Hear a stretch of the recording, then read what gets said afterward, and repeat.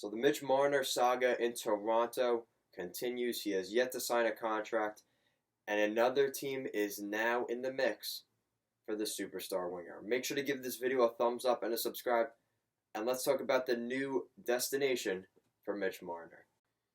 Alright, so Mitch Marner has been in talks with the Islanders, the Canadiens, the this, the that. Well, now the new team is the Columbus Blue Jackets. Now, this is somewhat interesting, as obviously we all know how much Columbus lost this past offseason, going all in. And they lost Artemi Panarin, Sergei Bobrovsky, Matt Duchene, Ryan Dzingel. They lost kind of everybody. They lost a lot of draft picks out of that. We'll see how that affects them in the future. But they still have some pretty good prospects in the pipeline. Obviously, toward the end of the season, we saw a guy like Alex Texier really turn it on for the Blue Jackets. And that's pretty much it. They've got a couple other guys, obviously, like Dubois, Werenski, and Jones on the back end. But you still wonder about who is really that big scoring guy for this team. So the rumors that they could be in on Mitch Marner definitely make sense. They have their next 4 years worth of first-round picks. They don't have anything really after that. They have a couple of seconds and thirds here and there, but they've definitely given a lot of the future up for this past season. The problem is, and this has been reported to be why the Islanders and other teams have kind of dropped out of the mix, is Marner is looking for a 3-year contract right up until free agency for Mitch Marner, where he can be a unrestricted free agent.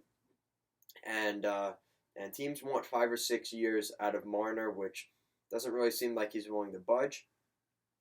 I have a feeling there's more to this.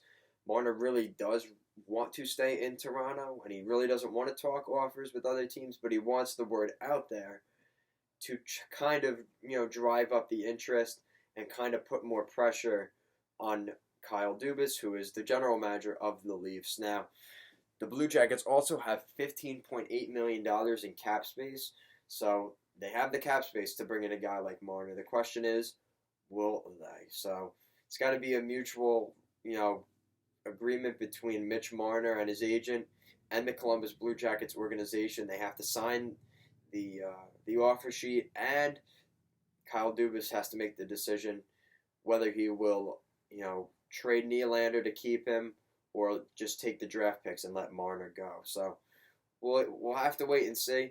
The interesting thing here, this is one of those things where if you look at a team like Columbus, would the thought of 4 first-round picks drive up a little bit of interest, because we know they lost a lot this year. And in the rare event that it's not really a rare event, but in the possibility that the Blue Jackets miss the playoffs, even with Mitch Marner, it's not a guarantee that they make the playoffs with Marner. That's a lottery pick then. And they could have that for the next 4 years, the possibility of that. So even if you got one of those, somehow, some way, the Blue Jackets missing the playoffs in the next 4 years could definitely happen. They just won their first playoff series. So this is a lot to ask of an organization. That's why I kind of find it, not really making sense from Columbus's standpoint, just the sheer magnitude of the contract and, the situation with the stability of the organization right now. So definitely going to have to see what happens with this. It's going to be quite interesting what happens. Honestly, Mitch Marner at the end of the day is going to be a Maple Leaf. But you have to wonder, with a team like Columbus, would Dubas maybe consider taking the draft picks from Columbus and the possibility of having 4 years worth of lottery picks? So let me know what you guys think of Marner possibly going to the Columbus Blue Jackets. Make sure to give this video a thumbs up and a subscribe. Check out our Instagram at Goal Line Hockey as well. Thank you for watching, and have a good day.